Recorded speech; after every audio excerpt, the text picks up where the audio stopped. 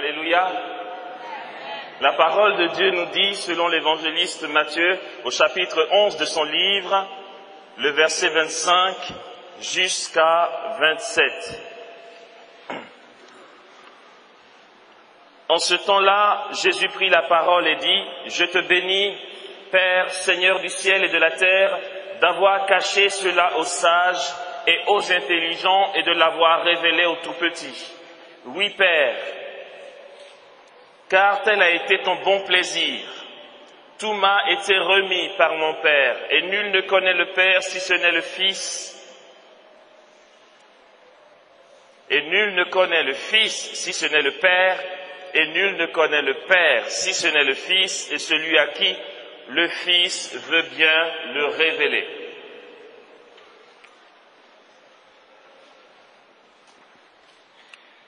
Nous avons dans ce texte, entre autres,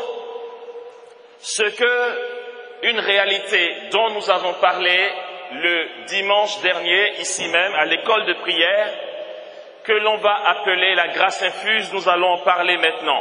C'est la surprise du Saint-Esprit, c'est l'élan du Saint-Esprit. C'est Dieu qui nous visite à un moment ou un autre de notre journée, alors qu'on ne s'y attend pas spécialement. Le Seigneur nous tombe dessus et nous entrons dans un mouvement prophétique et nous nous écrions au gré du mouvement intérieur du souffle de Dieu, du Saint-Esprit. Il y a quelques passages comme ça dans l'Écriture où nous voyons Jésus qui est visité par la puissance du Saint-Esprit à un moment ou un autre de sa vie avec les disciples. Comme le texte que nous venons d'entendre. Il est dit au verset 25 précisément, « En ce temps-là, Jésus prit la parole et dit » mais cette traduction atténue un peu la réalité des choses. Dans d'autres traductions, c'est mis « En ce temps-là, Jésus tressaillit et dit « Tu es béni Père, Seigneur du ciel et de la terre. » En fait, il n'avait pas prévu le dire, puisque le verset avant n'a rien de complémentaire à ce verset-ci. C'est comme, on peut dire, un cheveu sur la soupe. Juste avant le paragraphe, c'était « Malheur aux villes des bords du lac ». Il parle de Sodome et Gomorrhe et que cette génération sera jugée plus sévèrement que Sodome et Gomorrhe, etc. Ça n'a rien à voir avec ce qui va suivre. Et puis d'un coup, comme dans un saisissement, comme dans une visitation de Dieu, Jésus tressaille de l'intérieur et l'Esprit Saint prie par lui. Il entre dans une forme d'allégresse et d'un coup, il tressaille dans le Saint-Esprit et il se met à dire « Tu es béni, Père, Seigneur du ciel et de la terre, de l'avoir caché aux sages et d'avoir révélé ces choses aux tout-petits. Oui, il t'a plu de le faire dans ton bon plaisir. » Ok? Il y a des moments comme ça. Au verset 37 du chapitre 7 de Jean, toujours, nous avons un exemple comme ça, où Jésus, à la fin de la fête des tentes, qu'on va appeler la fête de Sukkot chez les Juifs en hébreu, à la fin, le dernier jour de la fête des tentes, alors que les Juifs étaient rassemblés au temple pour célébrer donc la finale de ce temps de Sukkot, Jésus nous dit, Saint Jean, vous savez, il est un peu, mais vraiment il est fou Jésus, il est timbré dans sa tête, parce que quand il est saisi par le Saint-Esprit, on ne le maîtrise plus, comme nous l'avons déjà vu ce matin. Il est pris par une force, et puis là, il délie complètement, il chasse tout le monde du temple, et il n'a pas peur d'annoncer que cette maison appartient à son Père, sachant que dans son temps, les Juifs vivaient sur l'Ancien Testament, notre Nouveau Testament est venu bien après. Ils vivaient sur l'Ancien Testament et dans l'Ancien Testament pour nommer Dieu Père. Je crois qu'on n'en a que 3 fois dans l'Ancien Testament où on entend l'expression Père en parlant de Dieu. Donc Jésus qui dit la maison de mon Père, c'était quelque chose d'extraordinaire. Et donc au verset 7, au chapitre 7, de l'évangile de Jean au verset 37, il est dit, le dernier jour de la fête était le plus important. La parole de Dieu ne le dit pas, mais j'imagine qu'il y avait du monde. Jésus, debout sur l'estrade, ok? Il vient comme ça devant tout le monde. Mais qui es-tu, toi? Tu te prends pour qui pour nous parler? Rappelons-nous, il n'était pas encore mort et non pas glorifié parmi les Juifs. Mais saisi dans le Saint-Esprit, il monte sur l'estrade. Et puis, dans la puissance du Saint-Esprit, jaillit de son cœur comme une source. Il dit, si quelqu'un a soif, qu'il vienne à moi et qu'il boive. Selon les mots de l'Écriture, celui qui croit en moi verra des fleuves d'eau vive couler de son sein. Et l'évangéliste va rajouter qu'il parlait du Saint-Esprit que ses apôtres allaient avoir. Jésus a des moments comme ça où il tressaille dans le Saint-Esprit. Ça s'appelle les grâces infuses. C'est Dieu qui te visite à un moment ou un autre de la journée. C'est aussi une manifestation charismatique de la puissance du Saint-Esprit. Voilà simplement comment ça s'appelle. C'est une surprise. Tu ne t'y attends pas. Un peu comme quand tu dors en pleine nuit, tu te lèves juste pour aller au petit coin et puis là tu es saisi d'onction, tu n'as plus envie de dormir, tu veux prier jusqu'au petit matin. C'est des visitations de Dieu. Et le Seigneur aimerait que nous l'entendions. En fait, cette visitation de Dieu qu'a vécu Jésus est une ivresse, est une forme d'extase, si vous voulez. C'est un état, non pas un état autre, un état autre, mais n'entendons pas un état d'endormissement ou encore d'inconscience. Ok? Au contraire, saint Thomas d'Aquin va nous apprendre que la grâce ne détruit pas la nature, mais au contraire l'élève. Ok? Quand le Saint-Esprit nous visite, nous sommes vraiment nous-mêmes. En fait, la réalité de ce que nous sommes, la justesse, la finesse de notre être, de notre identité, se vérifie vraiment quand le Saint-Esprit est donné. C'est à ce moment-là que nous sommes nous-mêmes. Sinon, autrement, on est pris par le désir d'orgueil, le désir de se faire voir, par la torpeur, par l'écrasement du péché ou des épreuves, etc. On n'est pas nous-mêmes, on a des mines défaites, on est un peu trop sérieux par moments, ou encore un peu trop excentrique. C'est pas ajusté, mais le moment où Dieu nous visite vraiment, c'est le moment où nous sommes vraiment nous-mêmes. Et j'aurais aimé voir ce moment-là où Jésus tressaille dans le Saint-Esprit. Il devient complètement timbré dans sa tête, il est complètement saisi dans le feu. Et là, c'est l'Esprit qui prie en lui. Cette grâce-là, frères et sœurs, le Seigneur veut nous l'accorder ici. Mais j'aimerais juste avant que nous prions pour l'avoir, j'espère que je ne serai pas long, je n'ai pas l'intention d'être long, je voulais juste que nos sœurs, nos mamans qui sont là entendent cette expression et la retiennent une fois pour toutes. J'aimerais nous entretenir sur la Vierge Marie qui est maîtresse de l'ivresse du Saint-Esprit. La Vierge Marie est la maîtresse qui nous apprend cet état de son Fils. Déjà, nous voyons dans le livre de Samuel, le premier livre de Samuel, le premier chapitre, c'est trop beau.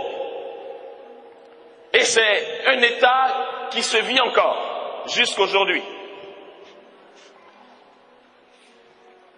Il est dit par Samuel, comme elle prolongeait sa prière,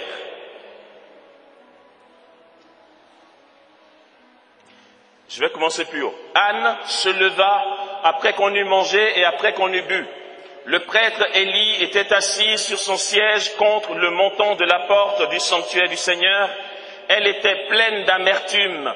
Elle priait le Seigneur et elle pleura beaucoup. Elle fit un vœu et dit, Seigneur Sabaoth, si tu voulais bien voir la misère de ta servante, te souvenir de moi, ne pas oublier ta servante et lui donner un petit homme, alors je le donnerai au Seigneur pour toute sa vie et le rasoir ne passera pas sur sa tête. Comme elle prolongeait sa prière devant le Seigneur, Élie observait sa bouche. Anne parlait tout bas. Ses lèvres remuaient, mais on n'entendait pas sa voix. Et Élie pensa qu'elle était ivre. Alors Élie lui dit, « Jusque à quand vas-tu rester ivre? Fais donc passer ton vin. » Mais Anne répondit ainsi, « Non, mon Seigneur, je ne suis qu'une femme éprouvée. Je n'ai bu ni vin, ni boisson fermentée. J'épanche mon âme devant le Seigneur. Ne juge pas ta servante comme une vaurienne. C'est par excès de peine et d'affront que j'ai parlé jusqu'à maintenant. » Élie lui répondit, « Va en paix et que le Dieu d'Israël t'accorde ce que tu lui as demandé. » Elle dit, « Puisse ta servante trouver grâce à tes yeux. » Et la femme alla son chemin, elle mangea et son visage ne fut plus le même.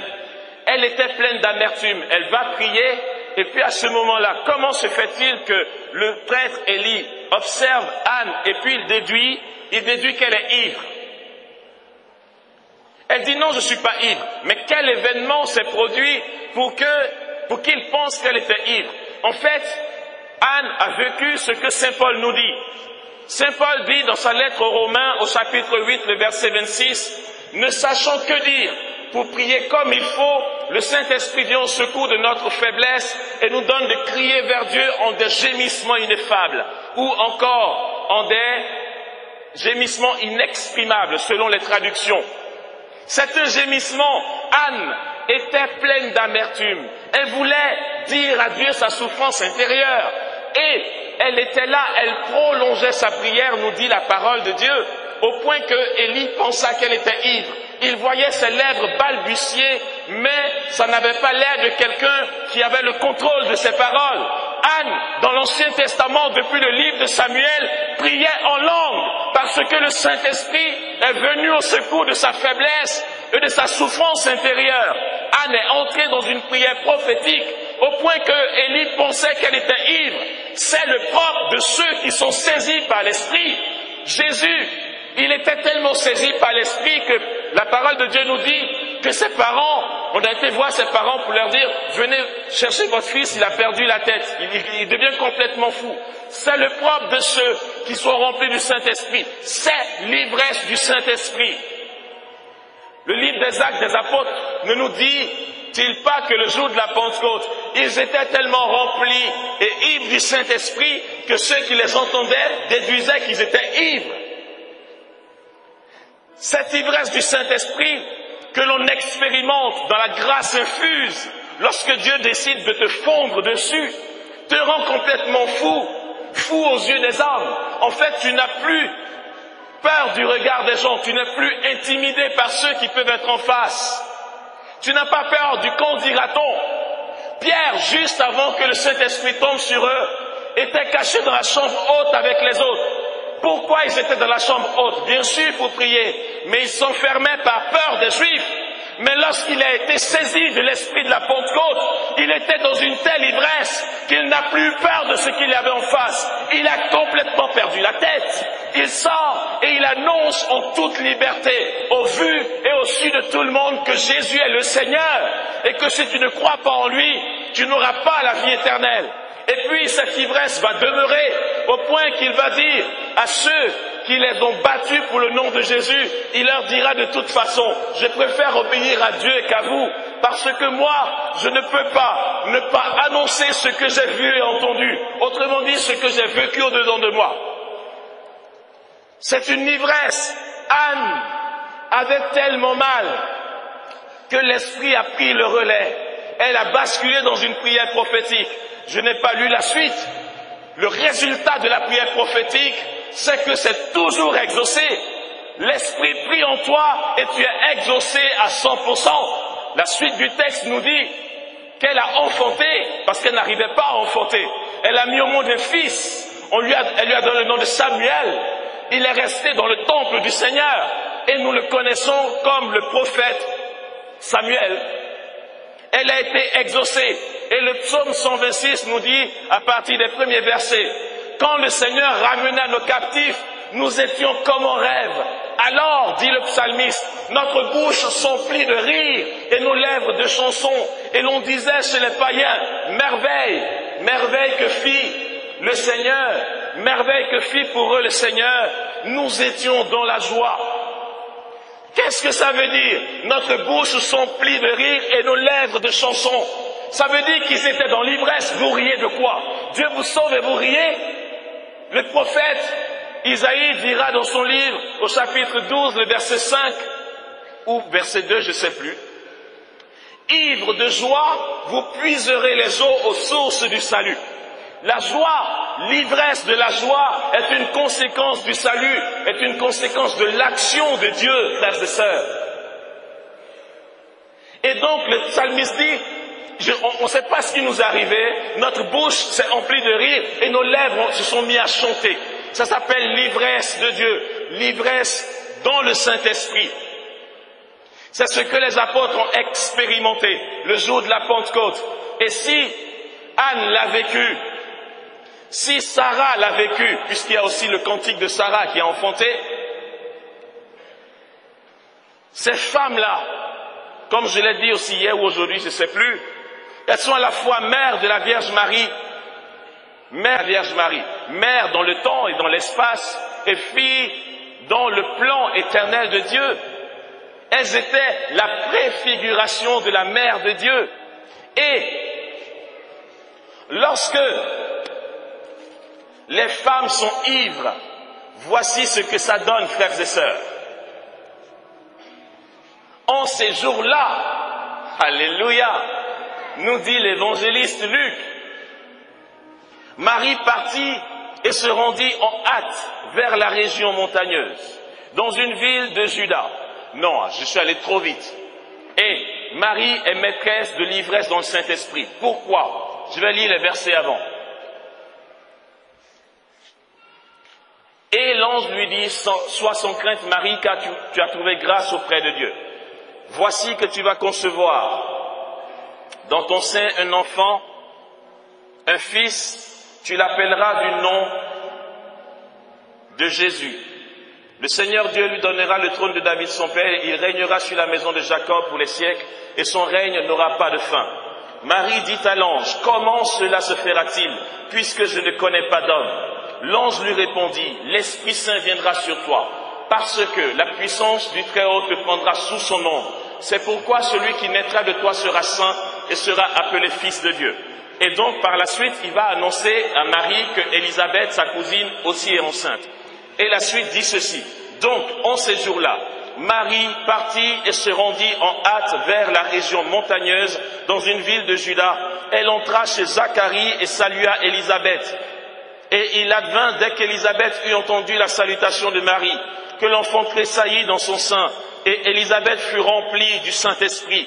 Alors elle poussa un grand cri et dit, « Bénie es-tu entre les femmes, et béni le fruit de ton sein. Et comment m'est-il donné que vienne à moi la mère de mon Seigneur? Car vois-tu, dès l'instant où ta salutation a frappé mes oreilles, l'enfant a tressailli d'allégresse en mon sein.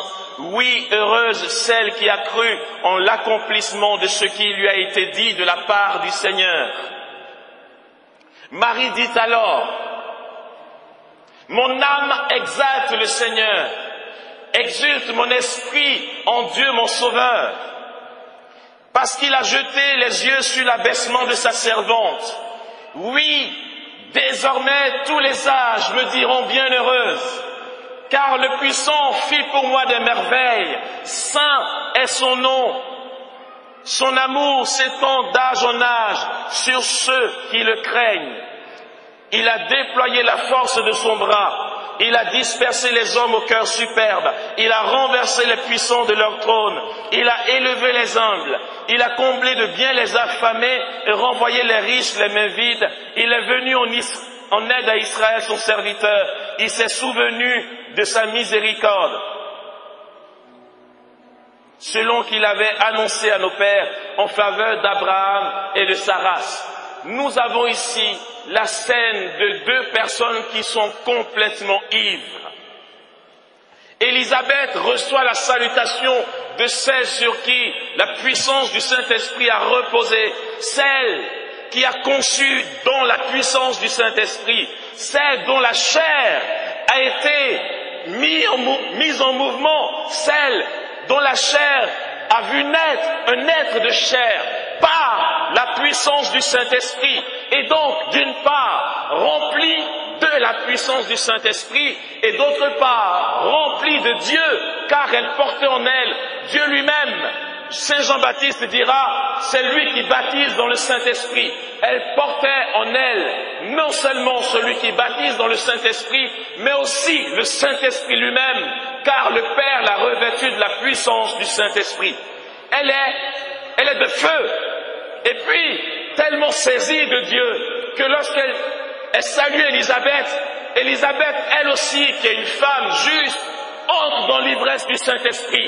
Et elle se met à divaguer, elle se met à raconter n'importe quoi, elle se met à dire des choses incontrôlables. Comment peut-elle annoncer que Marie est la mère de Dieu? Qui le lui a dit? On aurait pu dire, je ne suis pas sûr, mais elle parlait avec assurance, comme si elle avait reçu une visitation du Saint-Esprit. Elle était saisie, elle était ivre. À ce moment-là, elle a divagué, et ce qu'elle a divagué était prophétique. Merci.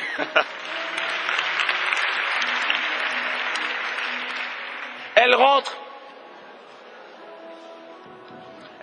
dans une folie, une ivresse de Dieu, et puis là, elle connaît l'intelligence des mystères, elle sonde tout de suite qui est celle qui vient, elle ne voit plus sa cousine, elle voit la mère de son Dieu, elle voit l'accomplissement des promesses de Dieu par les prophètes pour Israël, et là, elle parle avec assurance, elle prophétise avec assurance. Il y avait une ivresse. Lorsque la Sainte Vierge te salue, tu entres dans l'ivresse du Saint-Esprit.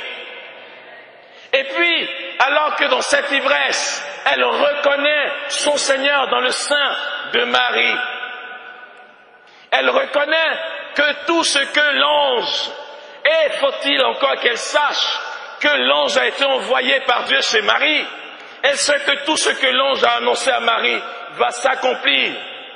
Bienheureuse es-tu, elle dit, oui, bienheureuse celle qui a cru en l'accomplissement de ce qui lui a été dit de la part du Seigneur.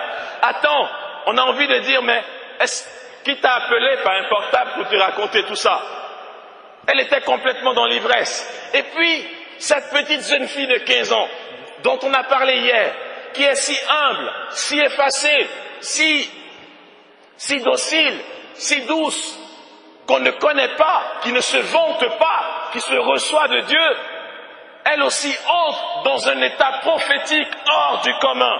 Marie éclate, comme Jésus a éclaté tout à l'heure, en disant, béni es-tu Père. Marie est saisie de la puissance du Saint-Esprit, elle est saisie de l'ivresse, et cette jeune fille de 15 ans va dire ceci, mon âme exalte le Seigneur, exulte mon esprit en Dieu mon Sauveur. Et j'ai un frère prêtre qui disait, et à juste titre, il disait, même les plus grands théologiens auraient eu du mal à distinguer à l'intérieur de nous le mouvement de l'esprit. Comment Marie peut savoir que c'est son âme qui exulte dans le Seigneur, qui exalte le Seigneur et que son esprit exulte en Dieu son Sauveur? C'est quoi la différence entre l'âme et l'esprit?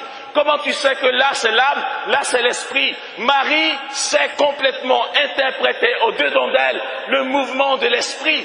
Elle dit, mon âme exalte le Seigneur, exulte mon esprit en Dieu mon Sauveur. Elle continue dans l'ivresse. Elle est tellement ivre qu'elle entre dans l'abondance prophétique. Ce qu'elle cite ici dans le Magnificat, ce n'est pas un bouquin qu'elle a lu. C'est l'Esprit qui faisait jaillir comme par une grâce infuse, comme par une ivresse. L'Esprit faisait jaillir les réalités des mystères d'Israël dans l'accomplissement des temps, alors qu'elle croyait de toute sa foi que l'enfant qu'elle porte est vraiment Dieu. Elle va établir ici un lien direct de tout accomplissement entre les prophètes, les prophéties, la loi et ce qu'elle porte en son sein.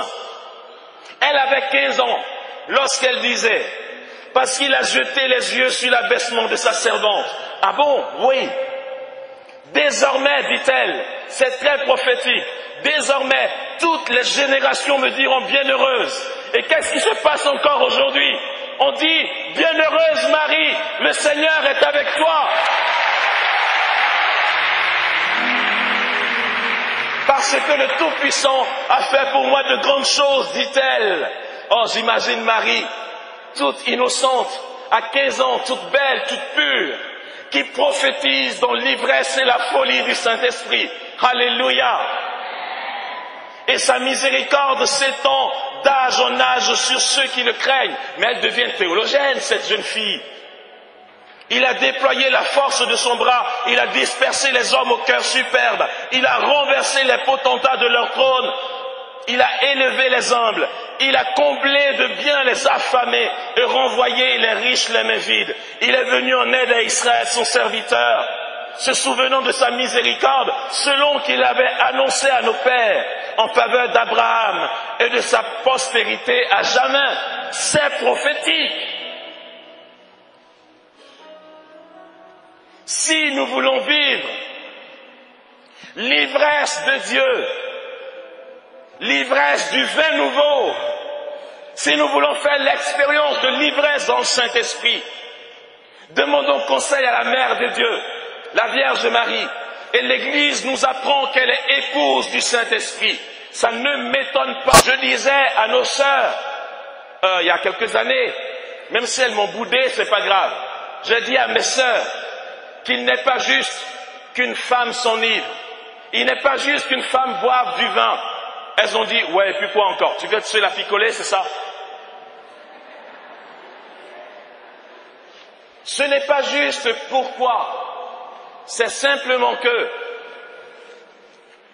la femme, et ça je ne l'invente pas, et j'ai béni Dieu pour mon professeur d'exégèse au séminaire, qui a fait le lien entre Marie et les saintes femmes, en montrant comment le Seigneur a un plan d'ivresse avec la femme, et qu'elle est faite pour l'ivresse. La femme est naturellement ivre, a des aptitudes à l'ivresse, mais pas n'importe quelle ivresse. Pourquoi sommes-nous tout le temps en train de dire c'est de l'hystérie, elle est encore hystérique, ou encore les hommes ils n'en peuvent plus, parce que dès qu'ils parlent d'un problème, on a l'impression que la femme elle en fait toute une montagne. Elle est profonde, la femme, elle est d'une profondeur que l'homme ne comprend pas. Elle analyse les détails, elle est dans le mouvement intérieur et elle sait discerner les événements, même si nous sommes dans la généralité, nous les hommes. Les femmes ont une aptitude à tout de suite entrer dans l'ivresse. Et on va souvent entendre dire, oh, elles sont toujours l'art d'exagérer les choses. C'est parce que, autant Marie a été capable de recevoir le Saint-Esprit, de concevoir l'enfant Dieu en son sein, et de vivre de l'ivresse de Dieu. Marie n'a pas été créée différemment de vous, mes mamans ou mes sœurs. Vous avez la même constitution physiologique que Marie. Physiologique, je sais plus.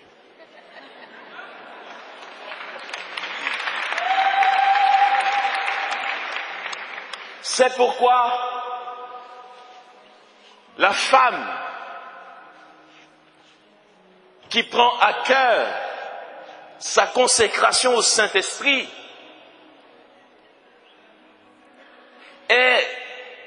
est tout un univers de promesses, comme nous venons de l'entendre ici.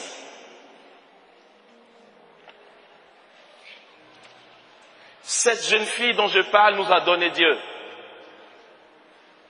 Il y a une histoire que j'aime raconter, je vais aller très vite. En fait, moi, personnellement, je rends grâce à Dieu pour une personne par qui le renouvellement de l'Église nous est parvenu. Lorsqu'on fait l'histoire du renouveau charismatique catholique, on nous apprend que le renouveau charismatique nous est venu du pentecôtisme. C'est vrai, dans les années 67, les pentecôtistes étaient déjà dans la nouveauté du Saint-Esprit. Pourtant, le renouvellement, le redéploiement des charismes des premiers temps de l'Église, tels que la prophétie, la prière en langue, la guérison, tels que nous les voyons maintenant, qui a commencé dans les années 1900, ne nous est pas venu du pentecôtisme, s'il vous plaît. Je vais vous parler d'une femme, et vous comprendrez, nous comprendrons comment nous avons un pouvoir énorme, et nous comprendrons aussi pourquoi depuis hier j'ai dit que nous perdons du temps. Une femme qui s'appelle Elena Guerra, une Italienne, fondatrice des Sœurs Oblates du Saint-Esprit, dans les années 1895.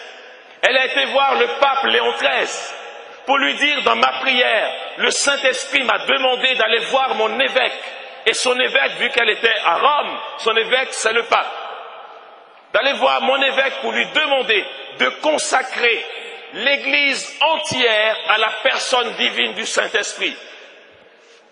Le pape a dit, d'accord, j'ai compris. Il a dû se dire, c'est une histoire de femme. Autrement dit, elles ont une telle aptitude à l'ivresse qu'on se demande bien si elles se contrôlent.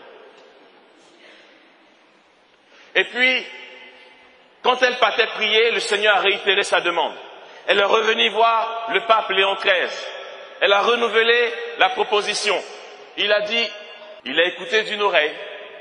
Et Elena Guerra a consacré toute sa vie dans le jeûne et la prière. Comme ce soir, tu as dit au Seigneur, je te donne ma vie. Et comme le Seigneur l'a montré aussi, il y a une femme ici à qui le Seigneur montrait le plan de consécration, ce à quoi il t'appelle. Elle, Elena Guerra, va consacrer toute sa vie dans le jeûne et la prière à la personne divine du Saint-Esprit. Et pour que l'Église entière soit renouvelée.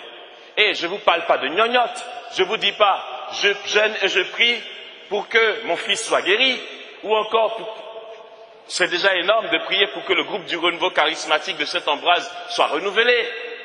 Mais elle n'en a rien à faire. Elle consacre toute sa vie, sa personne, sa prière dans le jeûne, pour que l'Église universelle soit renouvelée dans le Saint-Esprit. Je vous assure, même moi, j'aurais eu l'idée, j'aurais dit, laisse tomber, tu sais, ça ne va pas venir de toi, tu rêves ou quoi?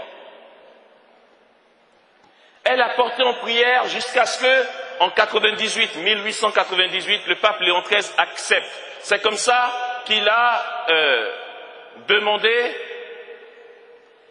donc, après l'ascension jusqu'à Pentecôte, une neuvaine. Il a fait des années préparatoires au XXe siècle.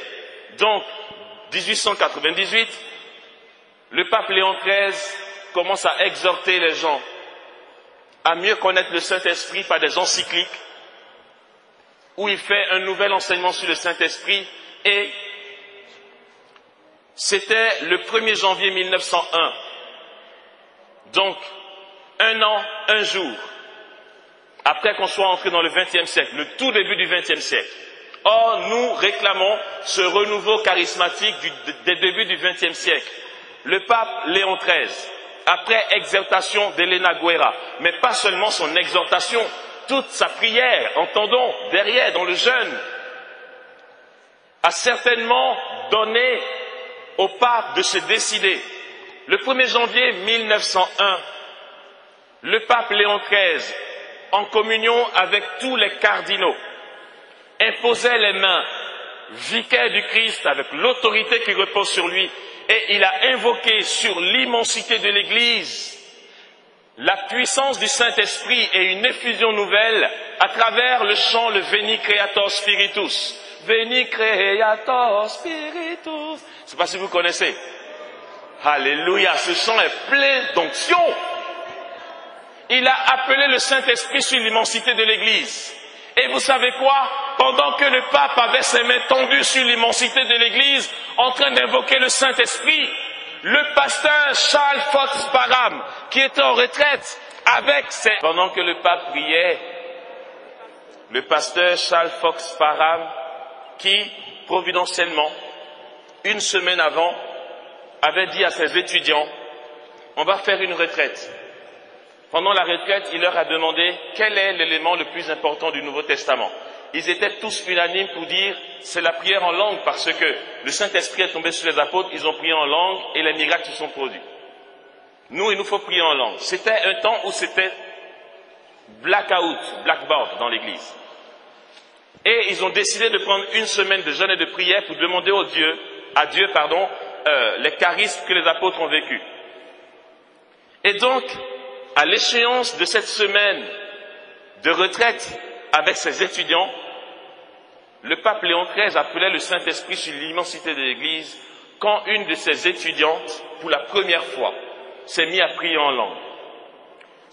À partir de cette consécration, l'Église catholique a connu un renouveau de la liturgie, un renouveau de la parole de Dieu, de la patristique, ça veut dire l'enseignement des pères. Et chez les pentecôtistes, ils priaient en langue. Ne nous disons pas, il a commencé de l'autre côté. C'est vrai, ce qui fait le cœur de notre foi, c'est la parole de Dieu, c'est l'enseignement des pères. Donc la tradition, en fait, le retour aux essentiels de la révélation. L'Église catholique est entrée dans cette nouveauté. Et sur les pentecôtistes, ils ont commencé à prier en langue. Et c'est comme ça que, pour faire court, parce qu'après je peux citer tous les leaders charismatiques qu'il y a eu jusqu'au Concile Vatican II, mais le temps ne nous le permet pas, de fil en aiguille, le pape Jean XXIII qui va convoquer le concile, qui était lui-même quelqu'un de fou.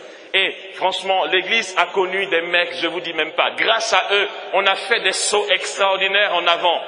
Et ça peut passer par nous. Jean XXIII, avant qu'il soit pape, quand il était encore cardinal, il se cachait, vous savez, il partait discrètement, il enlevait tout son machin, il partait discrètement dans les assemblées pentecôtistes. Et on priait pour lui, demandait la prière. Personne ne savait qu'il était cardinal. Et quand il a été nommé pape, il a convoqué le concile et avait invité David Duplessis, Monsieur Pentecôte, au concile parce que c'était un concile œcuménique Vatican II. David Duplessis est venu devant les cardinaux, devant tout le collège des cardinaux au concile Vatican II pour exhorter sur la nécessité d'une effusion du Saint-Esprit. Voici comment, à travers une femme, Elena Guerra, à qui le Saint-Esprit s'est révélé en disant « Je veux faire de grandes choses avec l'Église et renouveler la surface de mon Église en apportant les charismes nouveaux. » À travers cette femme qui, dans le secret de sa prière, a reçu cette révélation, qui a consacré sa vie. Peut-être qu'elle ne l'a pas vu de son vivant, le renouveau charismatique catholique. Mais peu importe, aujourd'hui, elle savoure les fruits de sa prière de là-haut. Elle nous voit en train de prier en langue et de célébrer Dieu prophétiquement parce qu'elle a donné sa vie. Et c'est cela, frères et sœurs, qui va permettre à l'Église, autant catholique, protestante, Orient ou Occident, si vous voulez, de connaître un renouvellement charismatique sur toute la surface de la terre. Tout ce que le Saint-Esprit a commencé à faire depuis le début du XXe siècle. Pour ma part, lorsque je lis la chronologie des événements, je pense et je crois que cela vient de cette pauvre jeune femme, Elena Guerra, italienne, qui, alors que nous ne le savions pas, était dans le secret de sa chambre, consacrée à la personne divine du Saint-Esprit, offrait sa prière, ses souffrances, pour que l'Église soit renouvelée. Tu peux garder. Pour que l'Église soit complètement renouvelée. La mission que Dieu te demande, celle à laquelle il t'appelle, peut-être que pour l'instant ce n'est pas assez clair, mais si nous avons oublié, achetez les CD. Hier, nous avons vu comment dans l'intimité de Dieu, le Seigneur peut nous révéler à quel apostolat il nous appelle dans l'Église. Et d'autre part, comment il nous sanctifie à travers l'acceptation de ce qui conditionne notre vie. Si vous vous rappelez, pour ceux qui n'étaient pas là, je pense qu'il y a les CD. Frères et sœurs, aujourd'hui, maintenant, alors que nous sommes au thème de notre week-end, entendons cet appel de Dieu à travers mon humble voix. Le Seigneur a des grandes choses à faire. Aurait-il commencé l'effusion du Saint-Esprit en 1901 si Elena Guerra n'était pas là? Peut-être qu'il aurait pu le faire en 1950. Ou encore peut-être qu'il voulait le faire en 1801. Mais il n'y avait peut-être personne. Ne te dis pas, si je ne le fais pas, quelqu'un d'autre le fera.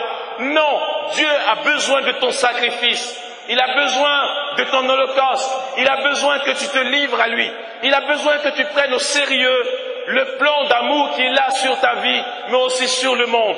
Tu es responsable de ma sainteté. Je suis responsable de ta sainteté. Tu es responsable de ce qui se passe dans ce pays. Et puis, si le pays va mal, ce n'est pas la faute d'un gouvernant ou de quelqu'un d'autre, ni de ta voiture, ni de ta voisine, c'est ta faute à toi. C'est maintenant qu'il faut que tu prennes les moyens. Tu as ta pierre à apporter. Ne te dis pas qu'est-ce que je peux faire de nouveau, il y a déjà tout. Ce n'est pas toi qui fais. Dieu te dit, donne-moi la possibilité, donne-moi le choix. Fais-toi capacité et tu verras, je me ferai torrent, comme il a dit à Sainte Catherine de Sienne. Fais-toi capacité, le reste ne te regarde pas. Qu'est-ce qu'il veut faire avec toi? Lui seul le sait. Les grandes choses qu'il veut réaliser par ta vie, lui seul le sait. Tout ce que nous avons à faire, aujourd'hui et maintenant, c'est de nous décider en disant, Seigneur, soit j'aime, soit je me donne, j'aime jusqu'à la mort, soit je meurs. Aimer ou mourir. Sainte Agnès de Langeac, elle dit aimer ou mourir. Mon cœur, c'est ton cœur. Sans toi, je ne puis vivre. Ton corps, c'est ton cœur. Elle dit, Seigneur, si je ne t'aime pas, je meurs.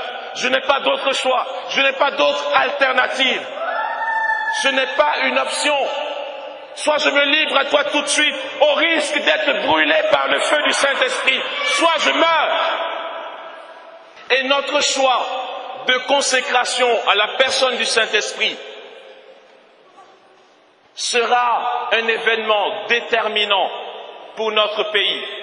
Je rappelle cette prophétie du Père Emiliano Tardif, dont nous avons certainement déjà entendu parler.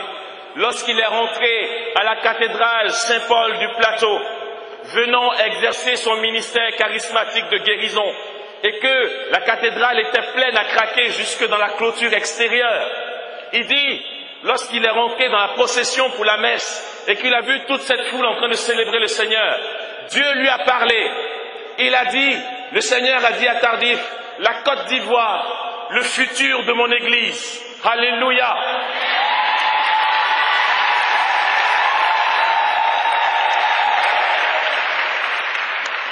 Et cette prophétie du Père Emiliano Tardif, si je peux me permettre, et je sais que je ne mens pas, je vais vous en donner la suite ce soir. Cette prophétie du Père Emiliano Tardif va se réaliser, a commencé à se réaliser.